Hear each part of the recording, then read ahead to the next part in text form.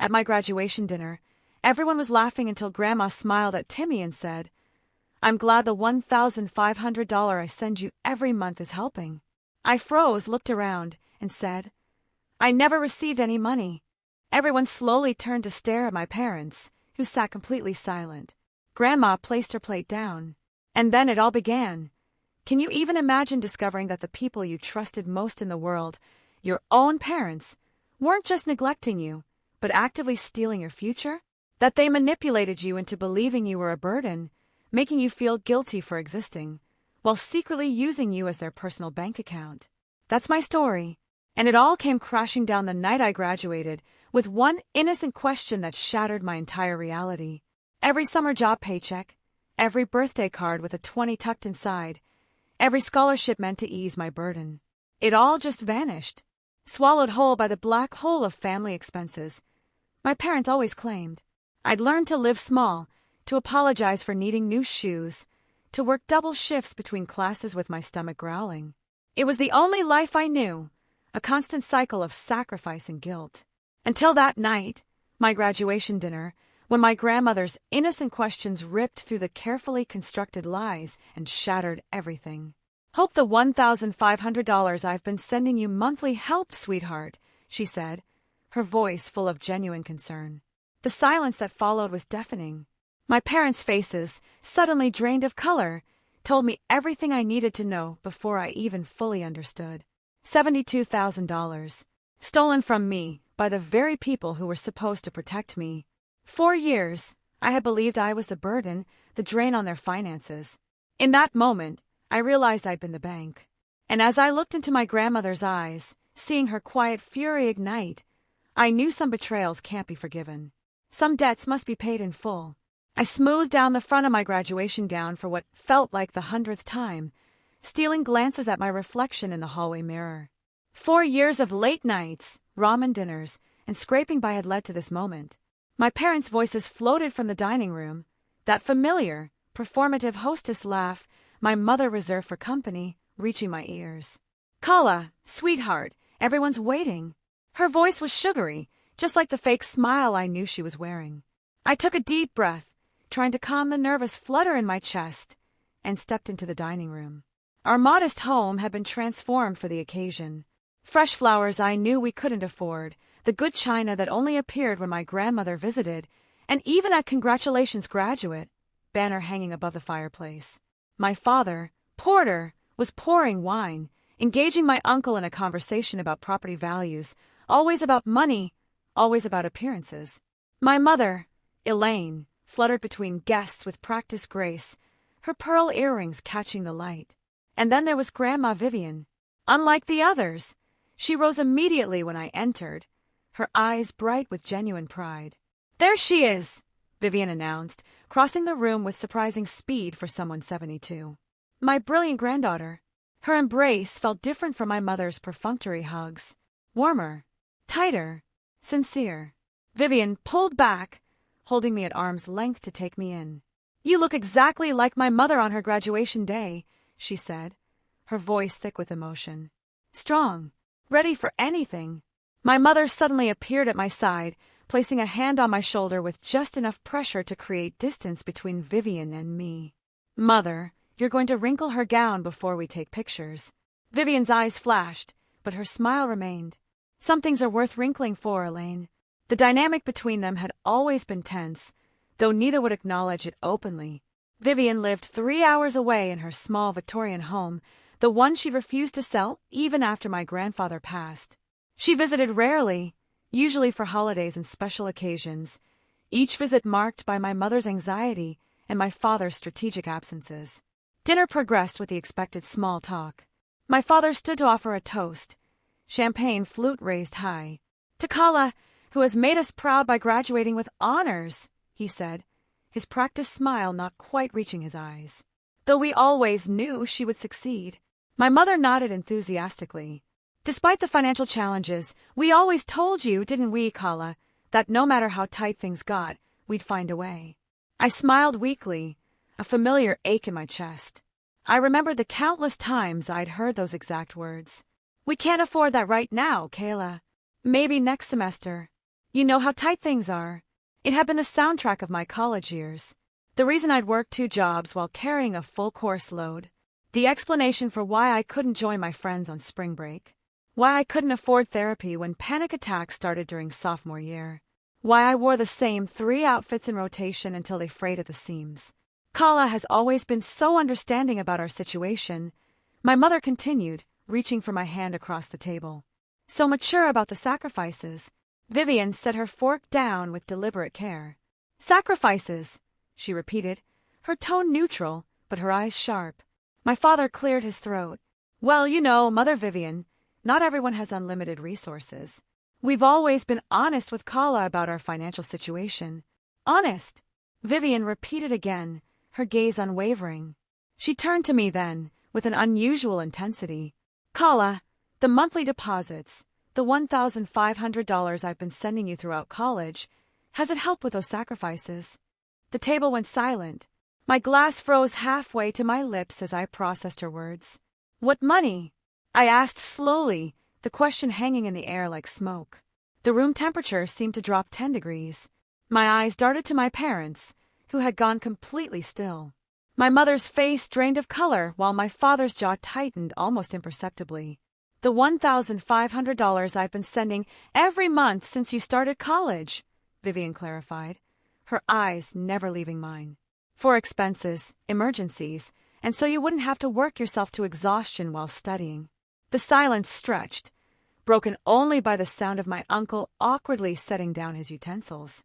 There must be some misunderstanding, my mother finally said, her laugh brittle and false.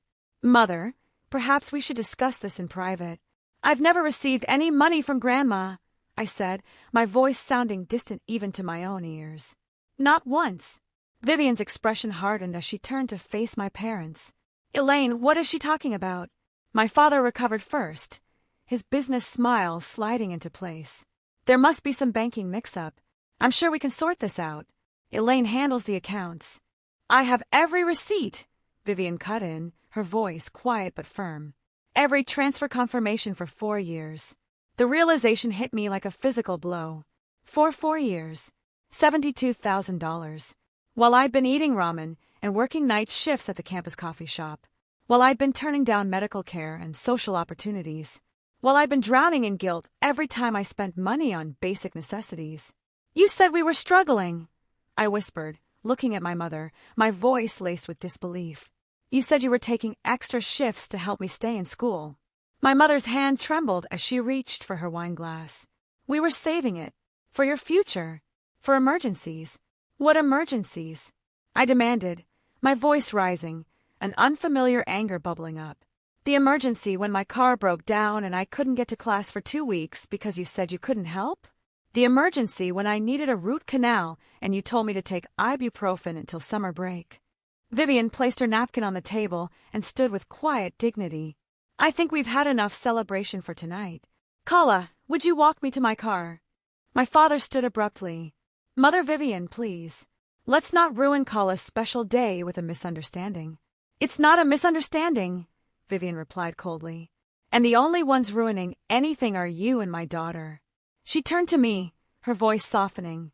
Kala, I'll be at the Parkside Hotel downtown, room 312. Come see me when you're ready to talk. As she walked out, the silence she left behind was deafening. My cousins stared at their plates.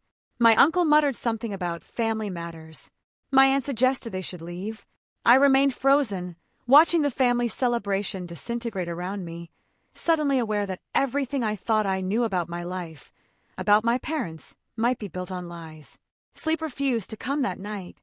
I lay in my childhood bedroom, staring at the glow-in-the-dark stars my father had put on the ceiling when I was 10. One of the few happy memories I had with him. The conversation with my parents after everyone left had been brief and utterly unsatisfying. We were protecting you, my mother had insisted, her mascara smudged from what looked suspiciously like crocodile tears. You weren't ready for that kind of money. We were going to give it to you after graduation as a surprise. My father had been more strategic. Your grandmother has always tried to control this family with her money. We were teaching you independence. Independence. The word echoed mockingly in my mind as I remember the nights I'd gone hungry to save for textbooks. The The scholarships I'd fought for, the loans I'd taken out despite my parents' assurances they were handling things. By dawn, I was sitting cross-legged on my bed, surrounded by old journals, birthday cards, and letters. I'd started noticing patterns, references to gifts I'd never received. My mother's constant comments about my expensive taste. The guilt trips when I needed new clothes or school supplies. When the first light of morning filtered through my curtains, I dressed quietly and slipped out of the house before my parents woke. The drive to the Parkside Hotel took only 15 minutes, but it felt like crossing a boundary into new, terrifying territory. Vivian answered her door immediately, already dressed in a simple blue blouse and slacks, her silver hair neatly pinned back. She didn't seem surprised to see me. "I've been up since 5, she said, ushering me in. Some habits never die, even in retirement. The hotel room was modest but comfortable. Vivian had already ordered breakfast. "Enough for 2. I thought you might come early," she explained, pouring me coffee. "You have questions. I have answers. But first, eat something. You look exhausted." I picked at a croissant while Vivian sat across from me, her posture perfect, but her eyes gentle. "I should have checked on you directly," she began, regret evident in her voice. "I trusted Elaine when she said you were too busy with studies to talk much. That was my mistake. How long have you been sending money?" I asked, the coffee bitter on my tongue. Vivian sighed. "Since you started college. $1,500 every month. But that's not all." She reached for her purse and removed a leather portfolio. "I also sent $500 monthly throughout your high school years for your college fund," I was told. My hands began to shake. "That's another $24,000. "Yes," she confirmed softly. "Nearly $100,000 total meant for you." Vivian opened the portfolio, revealing meticulously organized bank statements. "I've always kept records. Your grandfather taught me that." I stared at the papers, each one a cold, hard confirmation of my parents' betrayal. "Why didn't you ever mention it when we talked?" I asked, confused. "We rarely talked, Kala. That's part of the problem." Vivian's voice sharpened. "Every time I called, Elaine said you were studying or working. When I sent birthday cards or Christmas gifts with checks, she'd tell me later how you'd spent them. I believed her." She paused, her hands clasping together tightly. "I should have pushed harder. I failed you." "No," I said firmly, the words surprising us both. "They failed me. They lied to both of us." Vivian nodded slowly. "Yes, and I think we need to understand how deep this goes." After breakfast, we made a plan. I would check my bank records and gather evidence. Vivian would consult her attorney about legal options. We would meet again the next day. As I drove back to my apartment near campus, my mind raced with memories. The time my mother claimed my birthday check from Vivian had bounced, making me feel too ashamed to thank my grandmother. The college trip to Europe I'd been forced to decline because my parents said we couldn't afford the deposit, despite Vivian's money supposedly waiting in my account. The winter my heat was shut off because I couldn't pay the bill while I worked double shifts between classes. At my apartment, I pulled out my laptop and logged into my bank account, the one my mother had helped me set up when I turned 18. I scrolled through years of transactions, searching for any trace of Vivian's generosity. Nothing. With shaking hands, I called the bank. "I need to know if there are any other accounts associated with my social security number," I said after verifying my identity. "I see 3 accounts," the representative replied. "Your checking and savings that you're currently viewing online, and a joint account with Elaine Winter." My stomach dropped. "I never opened a joint account with my mother. The paperwork was completed when you were 17, according to our records. Your mother has signatory authority." I ended the call and immediately texted my cousin Marin. We'd been close as children but had drifted apart in recent years. Something I now suspected might have been deliberate on my parents' part. "Need to talk. It's important. About money in our family." Her response came within minutes. "Finally figure it out. Call me." Miran's voice was familiar yet distant when I called. "I wondered when you'd realize what was happening," she said without preamble. "Elaine and Uncle Porter did the same thing with my college fund from Grandpa before he died. They managed it until there was nothing left." "Why didn't you tell me?" I asked, hurt mingling with anger. "I tried once. You defended them so fiercely that Elaine convinced everyone I was jealous and lying. Mirren's voice was matter-of-fact, devoid of bitterness. After that, my parents wouldn't let me spend time with you unsupervised. Said I was a bad influence. The conversation with Mirren opened another wound. The crushing realization that my isolation hadn't been accidental. Friends who drifted away after meeting my parents. Relatives who stopped inviting me to events. The subtle ways my mother had criticized anyone who got too close to me. That evening, I received an email from Vivian with a notarized letter from her bank confirming all transfers made to my parents over the years, nearly $100,000, just as she'd said. The evidence was irrefutable. I drove to my parents' house the next morning, determined to confront them directly. My mother answered the door in her bathrobe, feigning surprise. "Kala, we thought you'd gone back to your apartment. Come in, I'll make coffee." My father sat at the kitchen table, newspaper in hand, as if it were any normal day. He lowered it slightly when I entered, his expression carefully neutral. "I know about the joint account," I said without preamble. "I know you forged my signature when I was 17. My mother's hand stilled on the coffee pot. "That's a serious accusation, Kala." "It's not an accusation. It's a fact. The bank confirmed it." My father folded his newspaper deliberately. "We did what any responsible parents would do. You were a minor. We established an account for your future." "Where's the money?" I demanded. "Grandma's money. My money." My mother's face transformed, her expression hardening. "After everything we've done for you, this is how you repay us. With accusations. Where do you think your tuition came from? Your apartment? Your car? I paid for my apartment with my jobs." I countered. "I got scholarships for tuition. And the car was from Uncle Julian. You just put it in your name because of insurance rates." "You're being ungrateful," my mother said, her voice rising. "We sacrificed everything for you." "What did you sacrifice?" I asked, my voice deadly quiet. "Your trips to Mexico every winter? The kitchen renovation last year? Dad's new car." My father stood, his chair scraping against the floor. "That's enough. You don't understand adult responsibilities, Kala. We had expenses, investments. Stop lying," I shouted, surprising even myself with the force of my anger. "Just stop. I have the bank records. I have Grandma's notarized statements. I know what you did." My mother's face crumpled into tears. The same performance I'd seen countless times when she wanted to end a difficult conversation. "How can you do this to us after all we've done?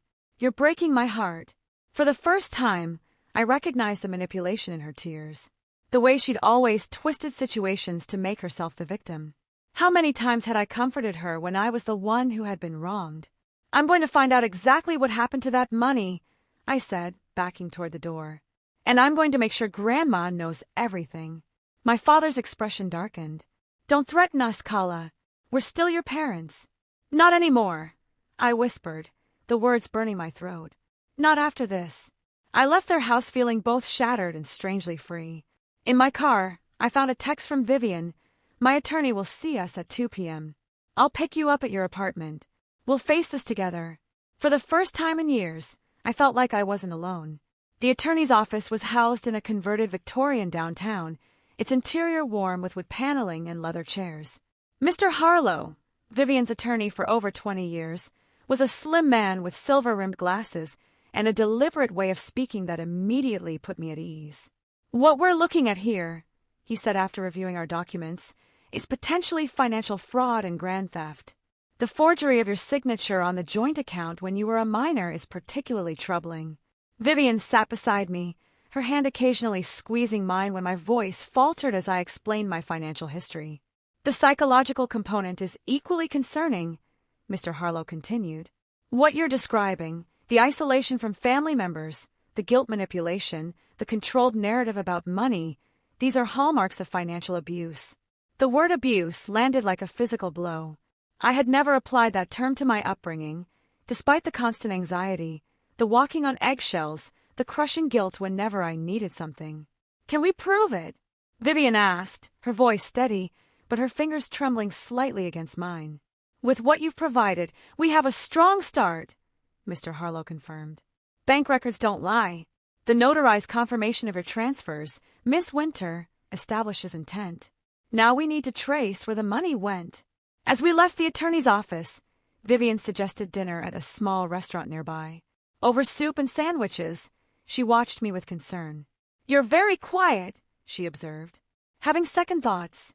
I shook my head, just processing, remembering things differently now. "Like what?" she prompted softly. "Like when I was 16 and wanted to attend a summer writing program at Northwestern," I began. "Mom said we couldn't afford it, even though I'd earned a partial scholarship. She cried about how embarrassed she was, that she couldn't provide opportunities for me." I pushed my soup bowl away. "I wrote a letter declining the scholarship, apologizing for wasting their time." Vivian's expression darkened. "That was the summer I sent an extra $3,000 specifically for Kala's writing program. Elaine told me you'd changed your mind about attending." "There were so many things like that," I whispered, the weight of years of deceit pressing down on me. "School trips, doctor visits, even clothes. I wore the same jeans until they had holes because Mom would make comments about how expensive my taste was, how tight money was that month. While they renovated their bathroom and took cruises," Vivian added, her tone bitter. "I blame myself," I admitted, my voice thick with emotion. "For wanting too much, for being a burden." Vivian reached across the table, her eyes fierce. "You were a child, their child, never a burden." The next day, I met with Miss Reynolds, my high school English teacher. She'd always taken a special interest in my writing, often giving me extra books and sometimes even lunch money, which I'd accepted with burning shame. "I'm not entirely surprised," she said when I explained why I wanted to meet. "I called Child Protective Services once during your junior year." I stared at her in shock. "You did what?" Miss Reynolds nodded gravely. "You came to school in December wearing only a light jacket. When I asked about a winter coat, you said you didn't want to stress your parents out by asking for one. You were working at that grocery store after school, but seemed afraid to spend money on yourself." She sighed. "CPS visited, but your mother was very convincing. Said you were going through a dramatic phase. Nothing came of it." That evening, Vivian introduced me to Uncle Julian, my father's brother, whom I barely knew. He'd been largely absent from family gatherings for years, something my father had explained away as Julian's instability. Julian met us at Vivian's hotel, his resemblance to my father striking despite his more casual appearance and genuine smile. "Porter cut me out years ago," he explained, accepting the coffee Vivian offered, "after I confronted him about some financial irregularities in our mother's estate." "What kind of irregularities?" I asked, a cold dread settling in my stomach. Julian's expression hardened. Money disappeared. Accounts were mysteriously emptied. Porter had power of attorney, and when I questioned certain transactions, I became persona non grata. He looked at me with sympathy.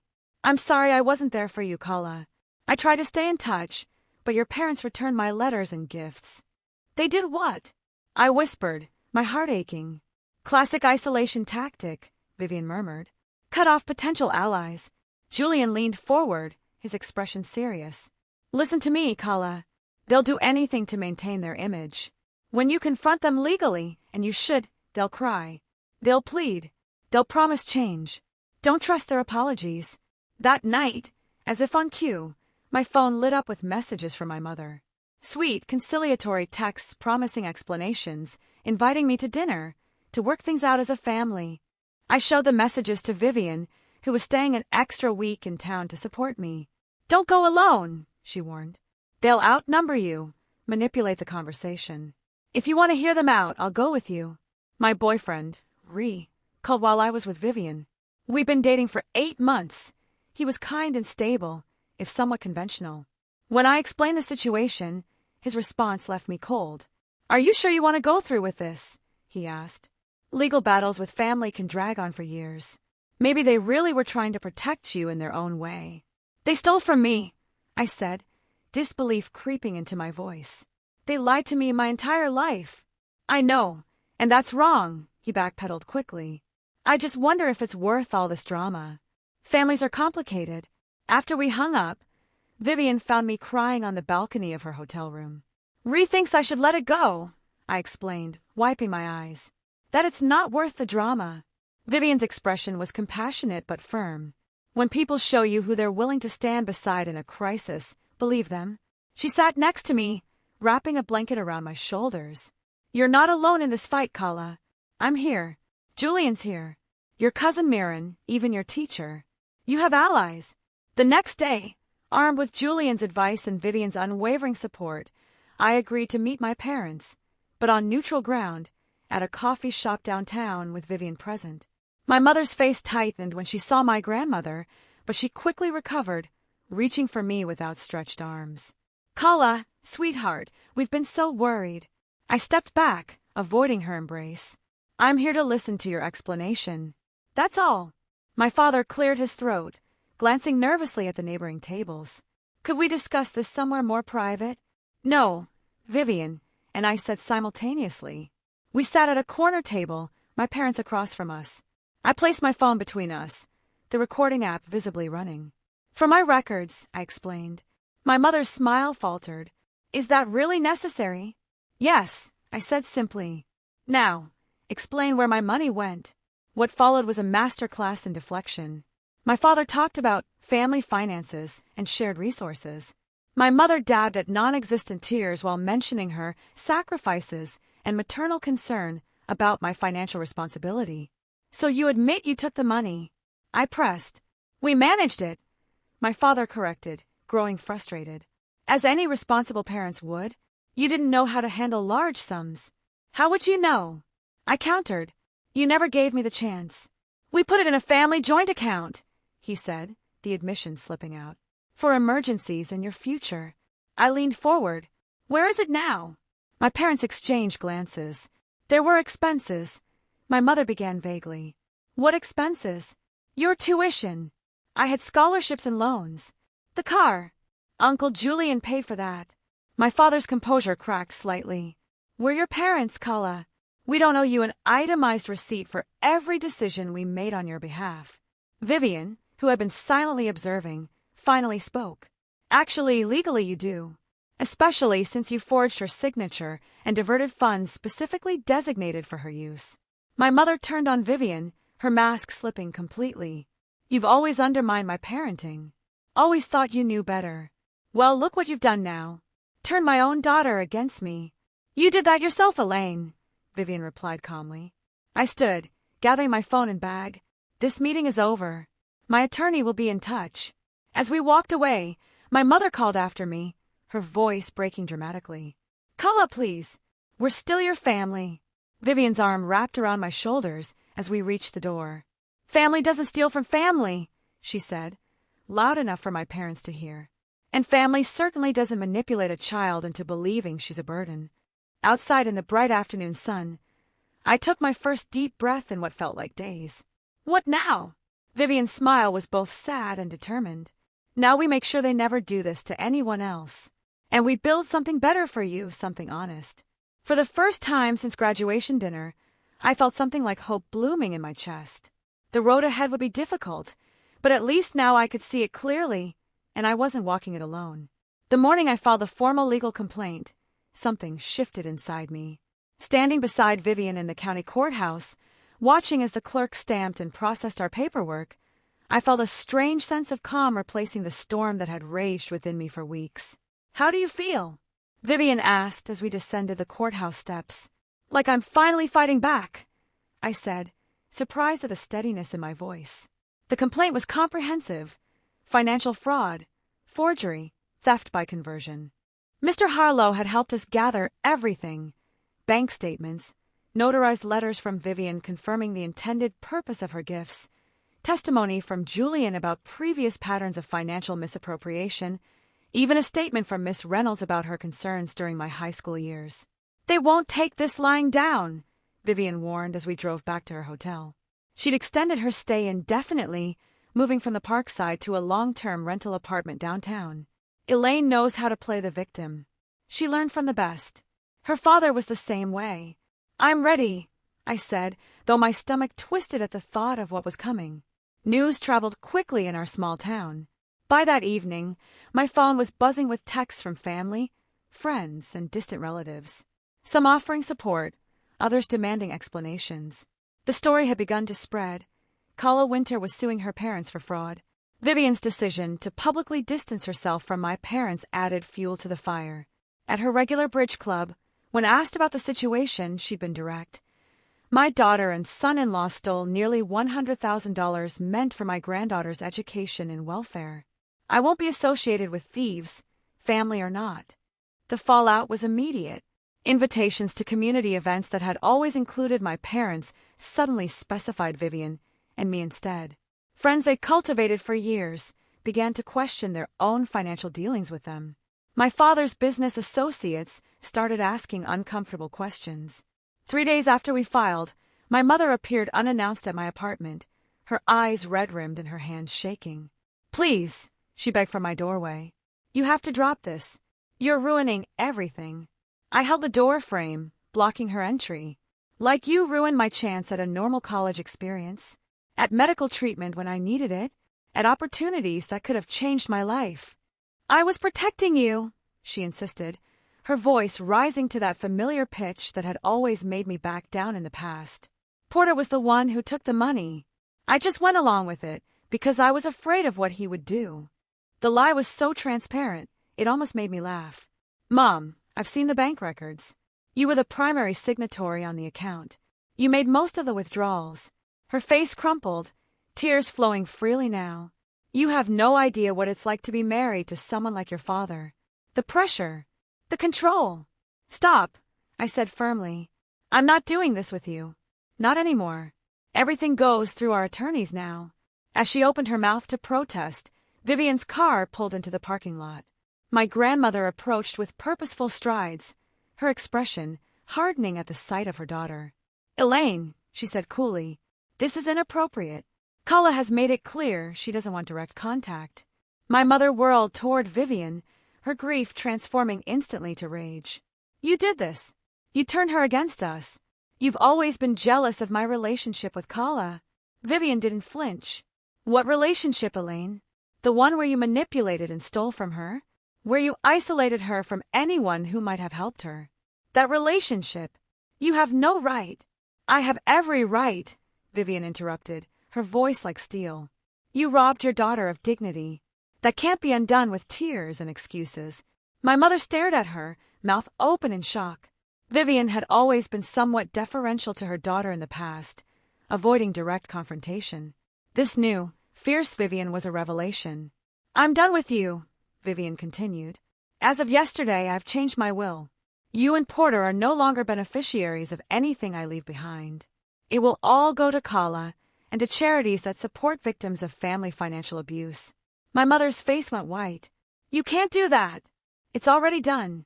Vivian took my arm gently. "Come inside, Kala. We have dinner plans to discuss." That night, Ree called to tell me he couldn't continue our relationship.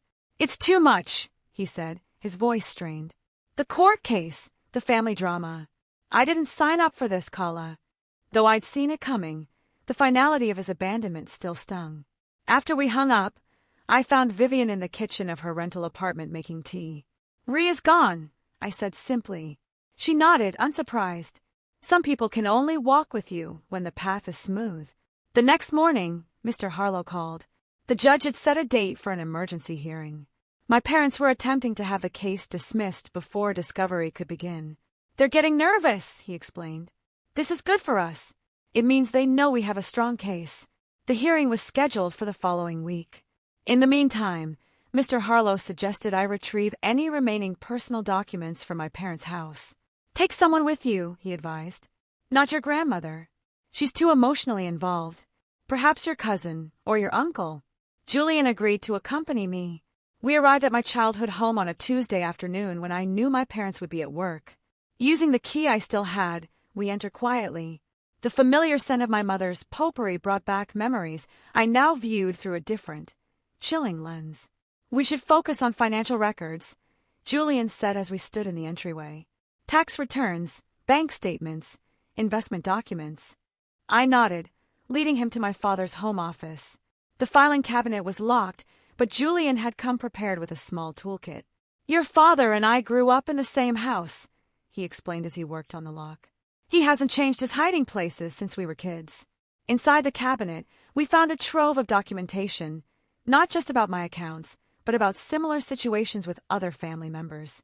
A folder labeled Mirren Trust contained transfer records from an account established by my grandfather for my cousin's education. Another file labeled J.W. Estate held papers relating to my grandmother's sister, Judith, who had died 10 years earlier. "They've been doing this for years," Julian muttered, his expression darkening as he flipped through the pages. "To multiple family members. We photographed everything, careful not to disturb the original arrangement. As we prepared to leave, I made a detour to my old bedroom, wanting to retrieve a few childhood keepsakes. The room had been transformed. My twin bed was gone, replaced by an exercise bike and weight bench. My bookshelves had been removed, the walls repainted. There was no trace of me left. They were planning to erase me even before all this, I realized aloud, my voice echoing in the unfamiliar space. Julian placed a hand on my shoulder. "They can change the room, Kala. They can't erase who you are." The day of the hearing arrived with a sense of inevitability. The courthouse was busier than I'd expected, with several familiar faces in the corridor. Neighbors, former teachers, even my mother's bridge club friends. Vivian greeted them with quiet dignity, while I tried to calm the butterflies in my stomach. My parents arrived with their attorney, a sharp-featured man named Bennett, who specialized in defending white-collar criminals. My mother was dressed in muted colors, her makeup minimal, playing the role of the wounded parent. My father looked grim, but composed in his best suit. Inside the courtroom, Judge Levinson, a stern woman in her 60s, reviewed our filings with methodical precision. After the attorneys presented their initial arguments, she looked directly at me. "Miss Winter, I understand you wish to make a statement. While unusual at this stage, given the nature of this case, I'll allow it." I rose on shaking legs, feeling Vivian's encouraging presence behind me. The statement I prepared seemed inadequate now, faced with the reality of my parents sitting just feet away, their expressions carefully neutral. Taking a deep breath, I began to speak. "Your Honor, this case isn't just about money, though nearly $100,000 is certainly significant. It's about trust and its violation. It's about parents who systematically lied to their child while stealing opportunities that were rightfully hers." My voice grew stronger as I continued. "4 years, I believe we were struggling financially. I worked multiple jobs while studying full-time. I went without medical care. I missed opportunities that could have shaped my future differently. All while my parents used money designated for my welfare to renovate their home, take vacations, and maintain appearances in our community." The courtroom was silent as I spoke about the forgery, the hidden account, the pattern of isolation and manipulation, finding evidence of similar behavior toward other family members. Through it all, I kept my voice steady, my eyes occasionally meeting those of my father, who couldn't maintain my gaze. "I don't take this action lightly, Your Honor, but the systematic deception I experienced wasn't the result of a single bad decision or a temporary lapse in judgment. It was a years-long campaign to control me through financial manipulation while stealing what was meant to help me build my future." I swallowed hard before finishing. No child should have to sue their parents for basic honesty. But no parent should steal from their child while convincing her she's a burden. When I sat down, the silence lingered for several seconds before Judge Levinson cleared her throat. "Thank you, Miss Winter." She turned to my parents' attorney. "Mr. Bennett, does your side wish to respond?" Bennett rose smoothly. "Your Honor, we believe this is a family misunderstanding that has been tragically blown out of proportion. The Winters were simply managing their daughter's finances with her best interests at heart. We'd like to propose a settlement conference rather than proceeding with what could be a lengthy and painful public process." Judge Levinson's gaze was piercing. "A settlement offer at this stage suggests your clients recognize the merit of the claims against them, Mr. Bennett." "Not at all, Your Honor. It simply reflects their desire to heal their family without unnecessary litigation." The judge studied my parents for a long moment before turning back to me. "Miss Winter, are you interested in settlement discussions?" Before I could answer, Mr. Harlow stood. "Your Honor, my client has attempted informal resolution multiple times. The respondents have not acknowledged wrongdoing, nor provided a full accounting of the misappropriated funds. We believe formal discovery is necessary before any meaningful settlement could be reached." Judge Levinson nodded. "I agree. Motion to dismiss denied. Discovery will proceed, and I'm ordering a forensic accounting of all relevant accounts." She fixed my parents with a stern look. "The evidence presented today suggests a troubling pattern of behavior that merits thorough investigation.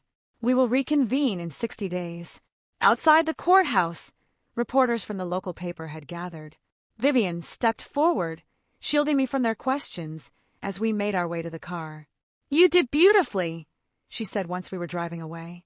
"Your words were powerful because they were true." For the first time since graduation night, I felt a weight lifting from my shoulders. The road ahead would be difficult, but I had finally found my voice. The small one-bedroom apartment I rented with the initial restitution funds wasn't much, a converted space above a bookstore downtown, but it was mine. Every decision, from the second-hand furniture to the color of the shower curtain, was made without questioning whether I deserved it, without guilt about the cost, without anyone else's approval. Vivian visited often, bringing plants for my windowsills and books for my shelves. We were building a relationship that should have existed years ago, unfiltered by my parents' interference. "I found these while cleaning out some storage boxes," she said one afternoon, placing a stack of photo albums on my coffee table. "Pictures of you as a baby, before things got complicated with your parents." We sat together on my worn sofa, turning pages filled with images I'd never seen.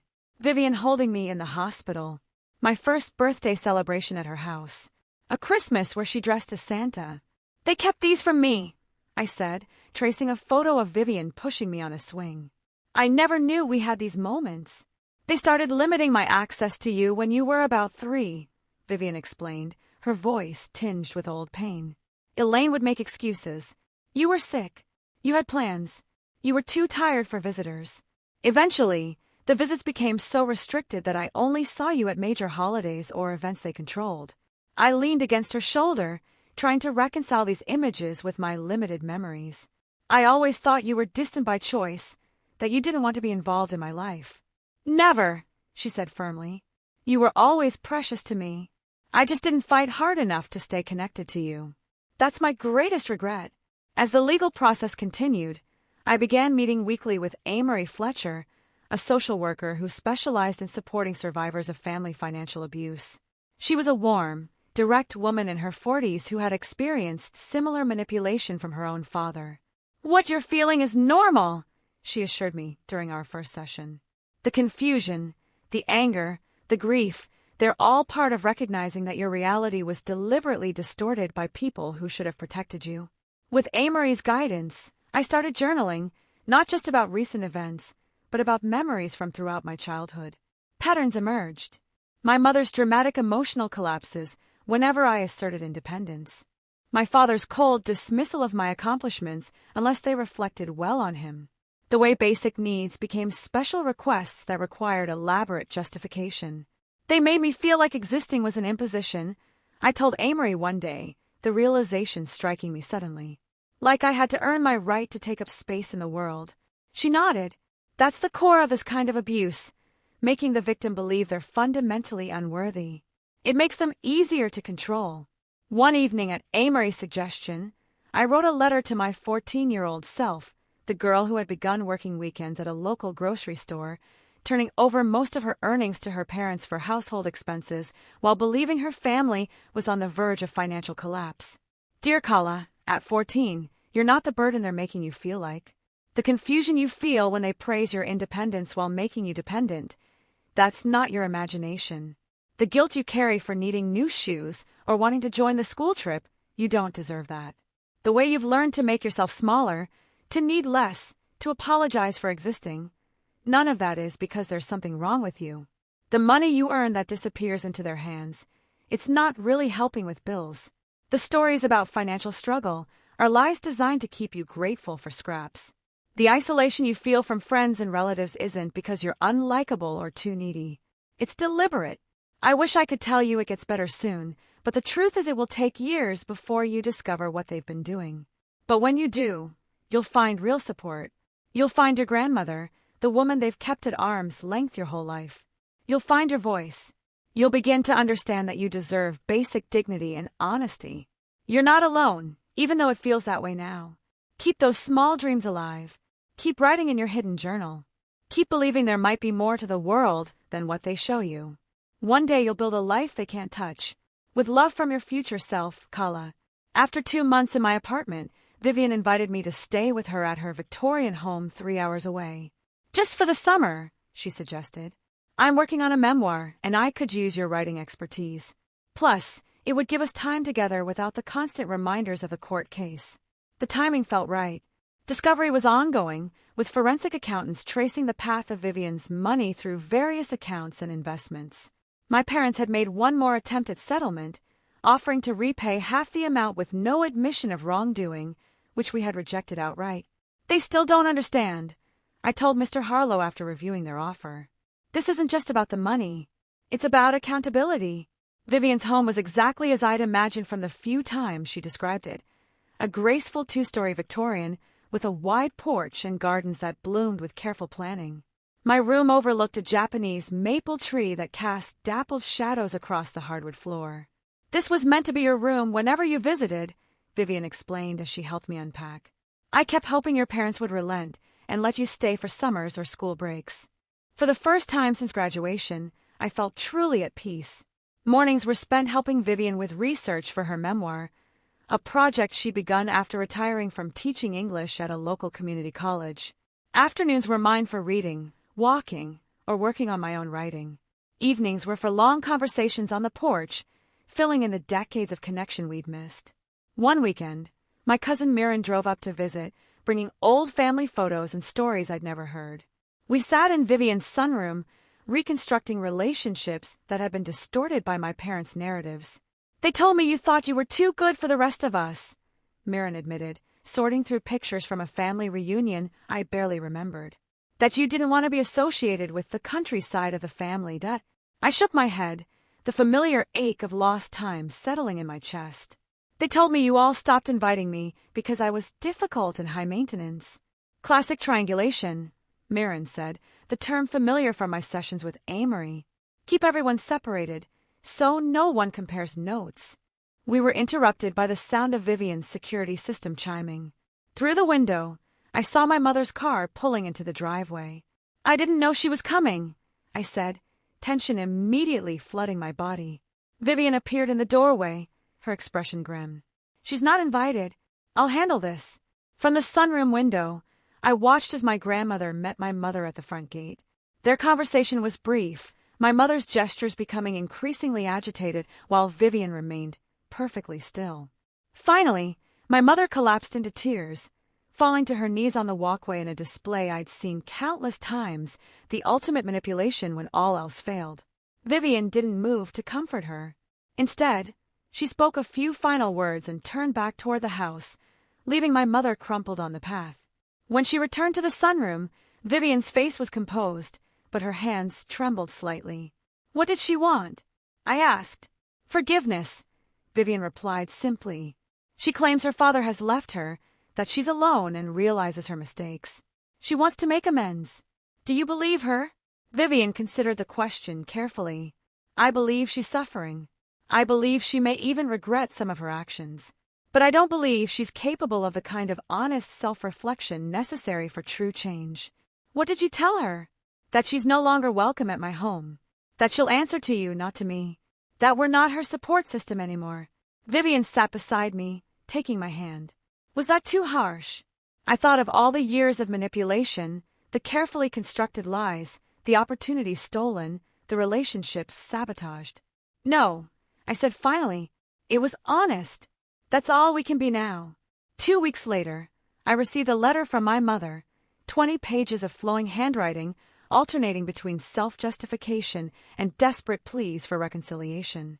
She described my father's emotional abuse toward her, his controlling behavior, her fear of standing up to him. She claimed to have saved some of Vivian's money in a separate account for emergencies that my father didn't know about. I read the letter twice, searching for something genuine amid the familiar patterns of manipulation. There were moments of apparent insight, admissions of jealousy toward my relationship with Vivian, acknowledgement of using guilt to control me, but they were embedded in excuses and deflections of responsibility. That evening, I built a small fire in Vivian's backyard fire pit. Mirren and Vivian joined me as I placed the letter on the flames, watching as the pages curled and blackened. I'm not angry anymore, I said as the last page disappeared into ash. I'm just done. The next morning, Mirren showed me a news article on her phone. My father had been arrested for corporate fraud. Apparently, his creative accounting practices extended beyond family funds. The company where he'd worked as financial controller was pressing charges for embezzlement dating back 5 years. I felt nothing but a dull recognition. Of course, he had been stealing elsewhere. The pattern was too ingrained to be limited to family. "Are you okay?" Vivian asked when I showed her the article. "Yes," I said, realizing it was true. Their choices don't define me anymore. As summer turned to fall, the court case reached its conclusion. With the evidence of the forensic accounting and my father's separate legal troubles, my parents agreed to a full settlement, repayment of all stolen funds, plus damages for emotional distress. The money felt almost incidental now. The real victory was in the truth being acknowledged, in the reconstruction of my understanding of my own life. With part of the settlement, I made a decision that surprised even me. I established a scholarship fund at my alma mater for students who had experienced financial hardship or family estrangement. We named it the Vivian Trust for New Beginnings. "Why use my name?"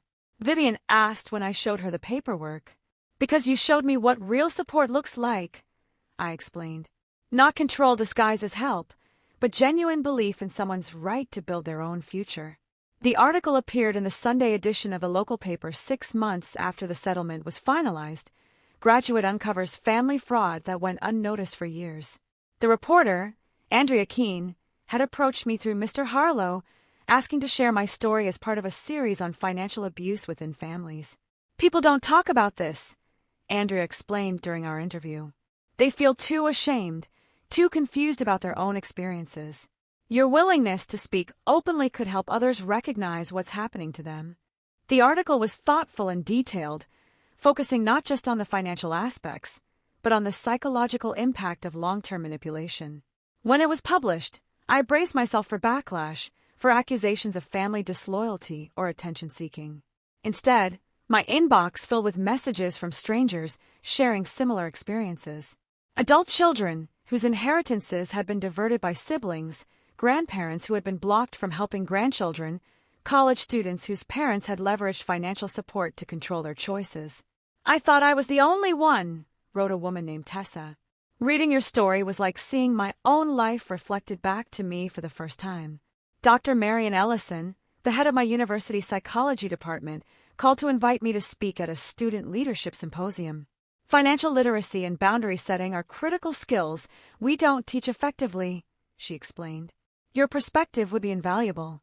Standing at the podium in the campus auditorium, facing rows of students not much younger than myself, I felt an unexpected calm. I had brought my journals, the raw, unfiltered record of my journey from confusion to clarity.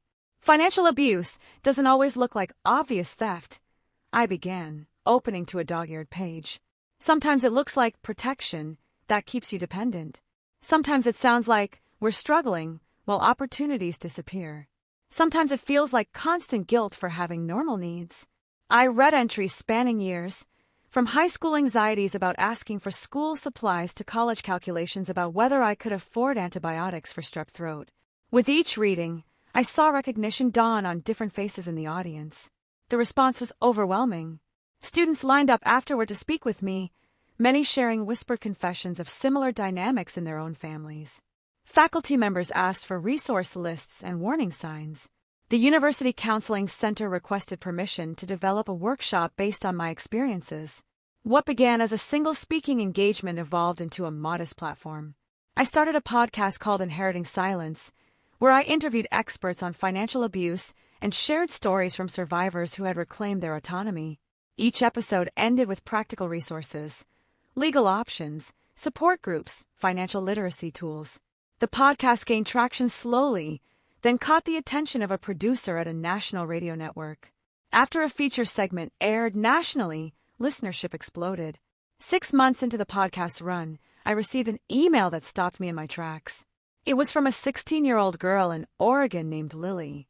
"I've been listening to your podcast in secret for months. My parents control everything. My bank account, my summer job money, even the hours I work. They say they're teaching me responsibility, but they never actually let me make decisions. After hearing your story, I asked my guidance counselor for help. She contacted my aunt, who I haven't seen in years because my parents said she was unstable. Turns out my aunt has been trying to reach me all along. She's helping me set up a separate account for my earnings and applying to colleges without my parents knowing. For the first time, I feel like I might have a future they can't control. I don't know if I'll ever be brave enough to confront them like you did, but knowing I'm not crazy or ungrateful for questioning them has changed everything. Thank you for speaking when it would have been easier to stay silent. I showed the email to Vivian, who had become my most steadfast supporter and frequent podcast guest. Her eyes filled with tears as she read it. "This is why we fought," she said simply. "Not just for your money, but for every Lily out there." Amory, who had transitioned from my therapist to my friend and occasional podcast consultant, suggested we formalize our growing community. Together, we co-founded a support group called Quiet Funds, focused on financial literacy and family manipulation recovery. What began as monthly meetings in a borrowed community center space expanded to chapters in neighboring cities, then across the state. One rainy Tuesday, I arrived home from recording a podcast episode to find a thick envelope in my mailbox. The return address was my mother's, though I hadn't heard from her since my father's sentencing for corporate fraud 6 months earlier. He had received 5 years, eligible for parole after 3, a consequence that seemed to have finally broken through my mother's elaborate defenses. The letter inside was different from her previous attempts at contact. There were no tear stains, no dramatic declarations, no elaborate excuses. Instead, there was a simple, direct accounting of her actions over the years, not just with me, but with others in the family. She admitted to jealousy of Vivian's relationship with me, to resentment of my academic success, to deliberate isolation tactics designed to keep me dependent. "I won't ask for forgiveness," she wrote toward the end. "I don't deserve it, and requesting it would be another form of emotional manipulation. I only want you to know that I see clearly now what I've done, and I'm working with a therapist who specializes in narcissistic behavior patterns.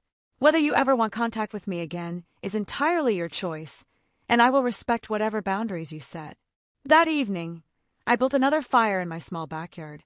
I had purchased a modest house near Vivian's the previous spring. This time, as I placed the letter on the flames, the feeling wasn't of anger or finality, but of quiet closure.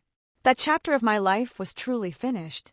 Vivian joined me on the porch afterward, wrapping a quilt around both our shoulders as we watched the embers die down. "Are you sad?" she asked, studying my expression.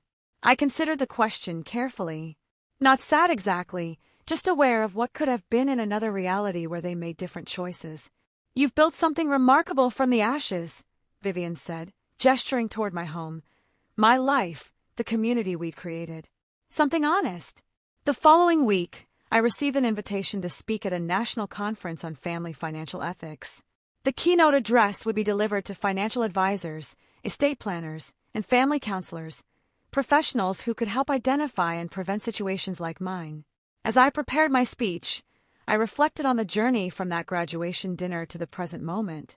The money had been recovered, the legal battle won, but the real victory was in the reclaiming of my narrative and in helping others reclaim theirs.